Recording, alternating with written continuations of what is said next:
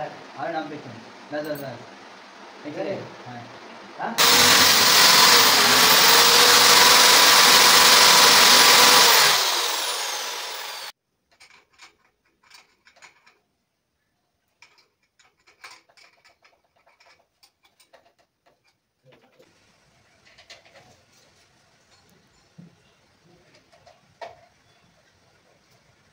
হ্যাঁ নাম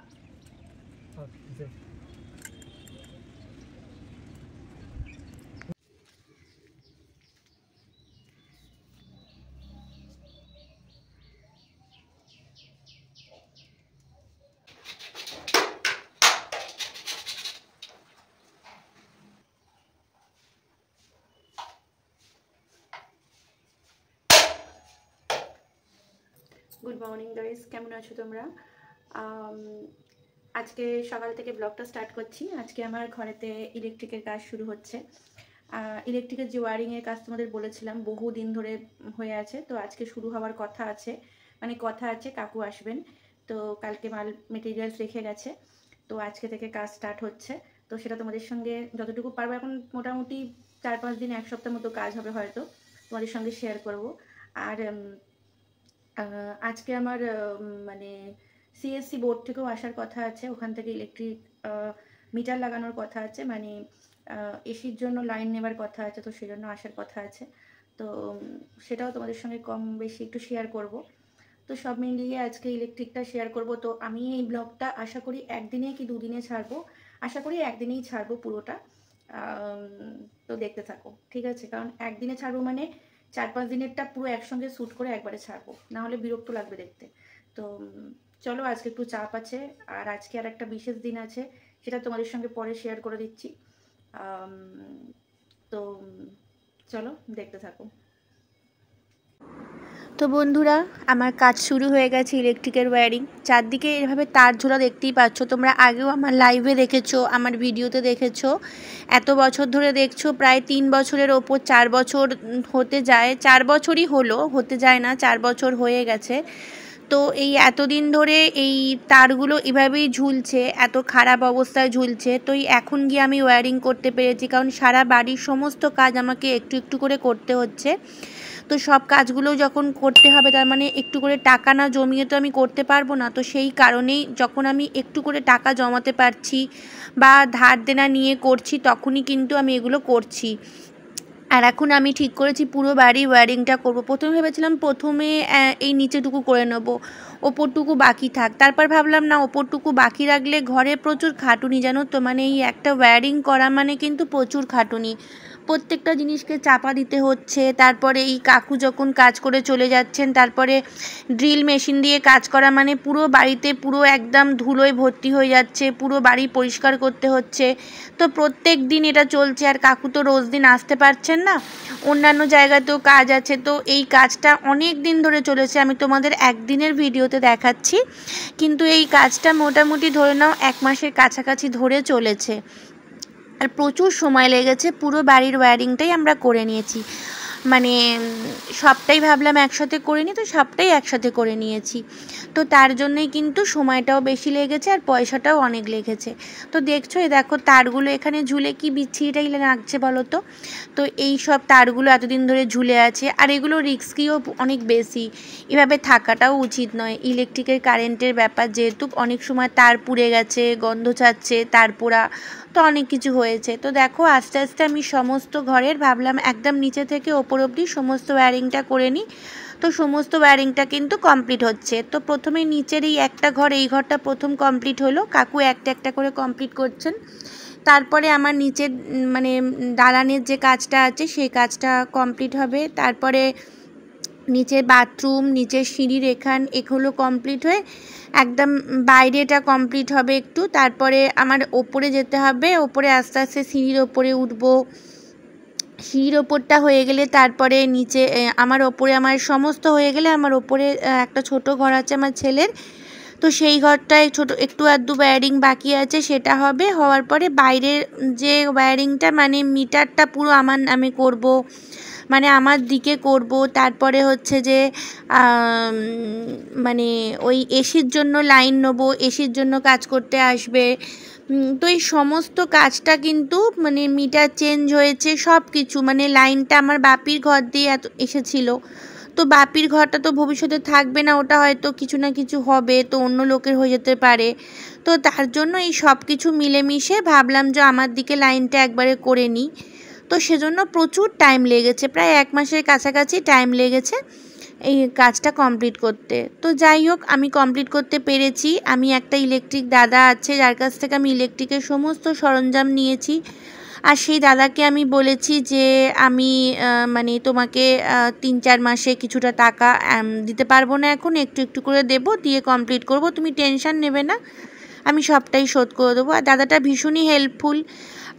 নিজের লোকরা সাহায্য না করলেও কিন্তু, পাশে না থাকলেও কিন্তু বাইরের অনেক মানুষ আমাকে সাহায্য করে, হেল্পের জন্য আছে, যারা হয়তো কষ্টটা বোঝে। নিজের লোক হয়তো জেনেও এই সাহায্যটা করবে না। আর নিজের বলতে যে কাকে বোঝায় আমি ঠিক সেটা আজ অবধি বুঝে উঠতে পারলাম না, কাকে নিজের বলে।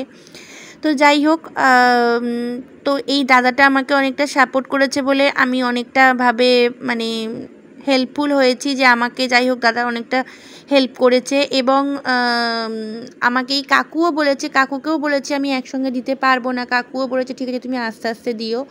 তো তার কাকুর কাছেও আমি ভীষণভাবে থ্যাঙ্কফুল। তো যাই হোক, এইভাবে কাজগুলো এগোচ্ছে। তো দেখো ভেতরের ঘরটা কমপ্লিট হয়ে গেল, তোমরা দেখলে। এবার বাইরের ঘরটা হচ্ছে, মানে বাইরের দালানটা আস্তে আস্তে সবটাই হবে। পুরোটা তোমরা দেখছো কীরকম ছিল আর কীরকম হচ্ছে। আর সবটা শেষ হয়ে গেলে, কাজকর্ম হয়ে গেলে কিন্তু সবটা তোমাদের সঙ্গে একসঙ্গে একদিন ঘরটা কীরকম লাগছে তোমাদের দেখাবো। তো চলো, কাজ হচ্ছে। এবার মাঝে মাঝে আমি কাকুকে চা করে, আমি কিন্তু এইটা প্রায় 1 মাসের ভিডিও তোমাদেরকে একদিনে দেখাচ্ছি। আর কাকুকে প্রত্যেক দিন চা করে দিয়েছি, বিস্কিট দিয়েছি, প্রত্যেক দিন শরবত করে দিয়েছি।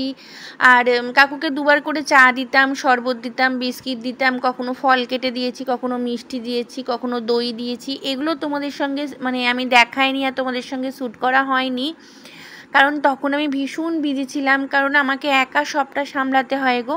আমি এই পুরোটা বাড়ি না যে করেছি, আমি কিন্তু পুরো বাড়ি একা কাজ করেছি, আমাকে কেউ কখনো সাহায্য করেনি। পুরোটা কিন্তু আমি একা করেছি, একা দাঁড়িয়ে থেকে করেছি। কোথায় কি লাগবে না লাগবে, কিভাবে কাজ হচ্ছে, আমাকে সবটা দেখতে হয়েছে। আর সবটা দেখেছি, দাঁড়িয়ে থেকেছি। তার সঙ্গে আমার ছেলে ক্লাস করতে যেত, ওকে টাইমে খাবার করে দেওয়া, রান্না করে দেওয়া, সব কিছু করেছি। করে টোরে প্রত্যেক দিন কাকু গেছেন 4টের সময়, তারপরে আমি ঘর দোর তারপর পরিষ্কার করে, তারপর সব কিছু স্নান টান করে তারপর ভাত খেয়েছি। প্রত্যেক দিন আমার 6টা বেজে গেছে ভাত টাত খেতে, তারপরে গিয়ে একটু রেস্ট নিয়েছি 6:30 7টার সময়। তো এটা 1 মাস ধরে এরকম চলেছে। তার জন্য আমার শরীরটা একটু খারাপও হয়ে গেছিলো, শ্বাসকষ্ট হচ্ছিল।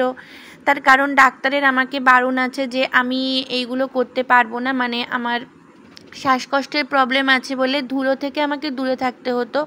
কিন্তু কি করবো বলো, ধুলো থেকে তো দূরে থাকার উপায় নেই, আমার তো আর কেউ সাহায্য করার নেই। এইগুলোই কাজটা হওয়ার পর আমাকে প্রত্যেক দিন ধুলো পরিষ্কার করতে হয়েছে। কিন্তু কি করব, আমাকে তো সাহায্য করার কেউ নেই, সেজন্য আমাকে পুরো কাজটা আমাকেই একা করতে হয়েছে গো, কিছুই করার ছিল না। প্রচণ্ড কষ্ট হয়েছে, তেমন শ্বাসকষ্টও বেড়েছে। জানো তো, আমি এটা সবাইকে বলেছিলাম যে আমার মা বাপি চলে যাওয়ার পর মানে আমি একটা অ্যাংজাইটিকে ভুগছিলাম বা ভুগছি এখনও। তার জন্য আমাকে ডাক্তার বলেছিলেন আমি যেন একা না থাকি, তার জন্য আমাকে ডাক্তার বলেছিল আমি যেন হাসি খুশি থাকি।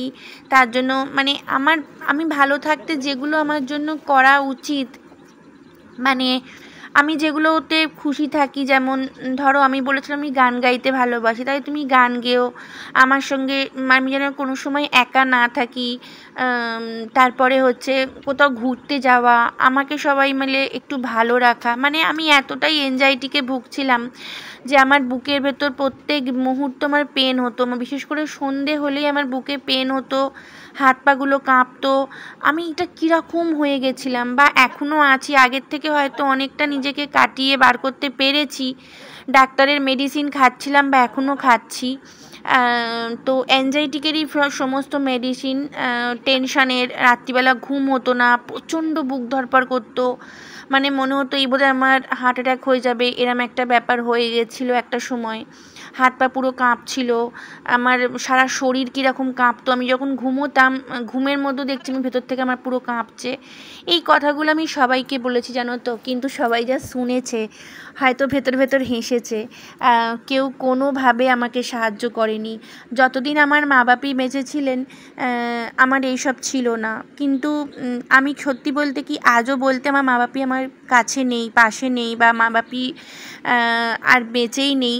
তাদের সম্পর্কে মিথ্যে বলে তো লাভ নেই। আগেও তোমাদের বলেছি, এখনও বলছি, সেই মানুষগুলোও কিন্তু আমাকে খুবভাবে মানে ভীষণভাবে সাপোর্ট করেনি কোনো কিছুতেই। আমাকে একাই লড়াই করতে হয়েছে, একাই সব কিছু করতে হয়েছে। যাই হোক, তো এখনও কিন্তু ধার দেনা নিয়েই সব কিছু করছি। এই যে ফোনটাতে আমি এখন ভিডিও শ্যুট করছি, সেটাও কিন্তু আমাকে ভিডিও শ্যুট করতে হয়েছে। মানে আমাকে এই ফোনটা কিনতে হয়েছে, আমি কিন্তু ধার বাকিতে কিনেছি। আমায় কিন্তু কেউ কিনে দেয়নি, আমাকে ধার বাকিতে কিনতে হয়েছে, মাসে মাসে করতে হয়েছে। যখন খুব ঘুরতে যেতে ইচ্ছা করে তখনও কিন্তু আমি একাই ঘুরতে গেছি, মানে নিজে ধার দেনা করে ঘুরতে গেছি। মানে নিজের ইচ্ছাগুলোকে কিন্তু নিজেকেই পূরণ করতে হয়। আমাকে কেউ কিছু করে দিল না, আমার ফোন কেনার ক্ষমতা নেই, আমার টাকা নেই, আমার ঘুরতে যাওয়ার টাকা নেই, আমার ফ্রিজ কেনার টাকা নেই, আমার ইলেকট্রিক কেনার টাকা, মানে কাজ করার, ঘরের কাজ করার মানে টাকা নেই। এই সমস্ত জিনিসগুলো কিন্তু যারা বলে বা যারা করে, যারা সব সময় কাঁদতে থাকে, আমি তাদেরকে ভীষণভাবে ঘেন্নাও করি আর হাসিও পায়। আর ভাবি যে ভগবান না তাদেরকেই কপাল খুলে দেয়। যারা চোখের জল বার করতে পারে তাদেরকে কিন্তু মানুষ সাহায্য করে। চোখের জলের দাম আছে, বুঝেছো তো? তুমি নাটক করেও যদি চোখের জল ফেলো তাহলে কিন্তু অনেক দাম আছে। কিন্তু যদি তুমি সত্যি বলো কিন্তু চোখের জল কারুর সামনে না ফেলো, পেছনে চোখের জল ফেলো, তাহলে তার কোনো দাম নেই। আমি সারা জীবনই একা, জানো তো, আমাকে কিন্তু কেউ কোনো দিন সাহায্য করেনি। আমার বাপের বাড়ির কোনো লোক আমাকে কোনো দিন বলেনি, আমি এতদিন ভাড়া বাড়িতে ছিলাম, যে তুই এখানে এসে থাক, ঠিক আছে? আগেও তোমাদের বলেছি আমি একা ছিলাম, আমার বহু টেনশানে আমি ভুগেছি, বহু খারাপ লোক আমাকে ঘিরে ধরেছিল। আমি সবাইকে বলেছিলাম, কেউ আমাকে সাপোর্ট করেনি, জানো তো, কেউ শুনেও শোনেনি। কিন্তু তখনও সেই যন্ত্রণার মধ্যে দিয়ে একা কাটিয়েছি, একা কাটিয়ে একা এসেছি। কেউ তখন আমাকে বোঝেনি যে এই মেয়েটা একা আছে, একে একটু সাহায্য করতে হবে। আজও আমাকে এই সাহায্যর জায়গাটা কারুর হাত নেই গো, কেউ নেই। আজ আমাকে এই যে ডক্টর এই জিনিসগুলো বলেছে, আজ পর্যন্ত একটা ফ্যামিলি মেম্বার নেই যে ভেবেছে যে হ্যাঁ সত্যি এই মেয়েটাকে একটু ভালো রাখা দরকার, হয়তো এই ভালোটা না রাখলে হয়তো এই মেয়েটা বাঁচবে না, এটা কেউ বলেনি। তার কারণ কি জানো? আমি ওই চোখের জল ফেলতে পারি না, কাঁদতে পারি না, তাই জন্য এই জিনিসটা কেউ কোনো দিন করেনি। আমার দুঃখ নেই, আমি খুব খুশি যে আমি নিজে সব কিছু করতে পেরেছি। আর আমার মা বাবার সামনেও আমি কোনোদিন চোখের জল ফেলিনি, তাই হয়তো তাদের ভালোবাসা সেভাবে পাইনি। আর এখনও আমি চোখের জল ফেলি না, তাই জন্য হয়তো লোকের ভালোবাসা পাই না। তো আমার চাই না এরকম ভালোবাসা, চাই না যারা মিথ্যে চোখের জল ফেলে। আর মিথ্যে চোখের জল ফেলে মা বাপির ভালোবাসা পায় বা অন্য মানুষের ভালোবাসা পায়, আমি চাই না গো এগুলো করতে। মা বাপি যখন শেষ বয়স ছিল না, তখন না তাদের ভেতর থেকে যে ভালোবাসা বা সব কিছু, সেটা কিন্তু আমার জন্য এসেছিল। কারণ তখন তারা জেনেছিল যে এই মেয়েটা সত্যি নাটক করতে পারে না, নাটক করে বা জোর জবরদস্তি আমাকে এটা দিতেই হবে এরকম কখনোই এই মেয়েটা করেনি। তাই তাদের হয়তো সেই সময় তারা মানুষটাকে বুঝতে পেরেছিল যে মেয়েটা কতটা ভালোবাসতে পারে। তাই তাদের সমস্তটাই, আমার বাপির তো পুরো ভরসা ছিল যে তাদের হয়তো আমি ভালো করে বাড়ি নিয়ে আসতে পারবো। হ্যাঁ, আমি আপ্রাণ চেষ্টা করেছি, কিন্তু ভাগ্যে ছিল না, তাদের ডাক চলে এসেছিল, আমার কিছুই করার ছিল না। আর তাদেরকে যে আমি এতটা ভালোবাসি এটা আমি ভাবতে পারিনি। যখন তারা চলে গেল, আমার মতো কষ্ট বোধহয় আর কেউই পায়নি। সবাই আমাকে বলতে শুরু করলো, তুই ভুলতে শুরু কর, ভুলে যা। কিন্তু আমি পাচ্ছি না, আজও পাচ্ছি না। 1 বছর হয়ে গেল মা বাপি চলে গেছেন, আজও আমি পাচ্ছি না ভুলতে, বুঝেছো তো? তো যাই হোক, কিছু করার নেই, এভাবেই চলছি। আর দেখো কি সুন্দরভাবে সমস্ত কাজ কমপ্লিট করেও নিয়েছি, তোমাদের আশীর্বাদে, তোমাদের ভালোবাসায়, আর শ্রীকৃষ্ণের আশীর্বাদে। শ্রীকৃষ্ণ সাথে আছে বলে আমি সবটা করতে পেরেছি, পারবো। তো চলো, আজকে অনেক বকবক করলাম, অনেক কথা তোমাদেরকে বলে দিলাম। আর এই দেখো, কথা বলতে বলতে সমস্ত কাজ কিন্তু কমপ্লিট হয়ে গেছে।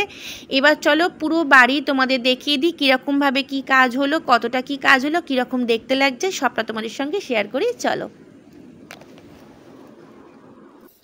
হ্যালো বন্ধুরা, কীরকম আছো? আশা করি তোমরা সকলে ভালো আছো, আমিও আছি মোটামুটি। আর আজকে তোমাদের যেটা দেখাবো সেটা হচ্ছে যে আমি যে কদিন ধরে পুরো বাড়ির যে ওয়্যারিং করেছি, তো সেই ওয়্যারিংটা তোমাদের পুরোটা দেখাবো।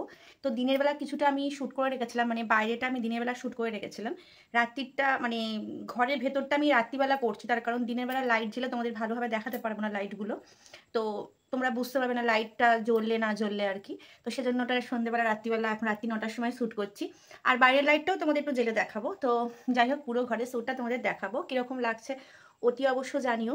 কারণ এই কাজটা করতে প্রচুর পরিশ্রম করতে হয়েছে, প্রচুর খাটতে হয়েছে, প্রচুর এনার্জি লস হয়েছে, সব কিছু গিয়ে অনেক টাকা পয়সা খরচা হয়েছে, ধার দেনা করে করেছি।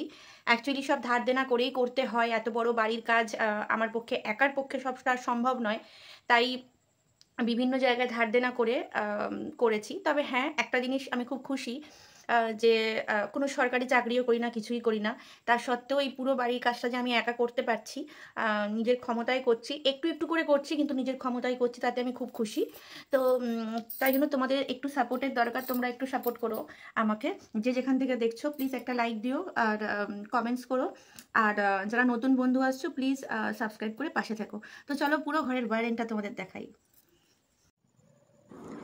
তো দেখো, রাত্রিবেলা এখন বেরিয়েছি তোমাদের জন্য, তোমাদের দেখাবো বলে। আর রাত্রি 9টা মানে বাজে বা বেজে গেছে। তো এ দেখো বাইরের লাইটটা এরকম লাগছে, আর এ দেখো ভেতরে ঢুকে পড়েছি, আর ভেতর থেকে দালানের সমস্ত জায়গা দেখো ওয়্যারিং হয়ে গেছে।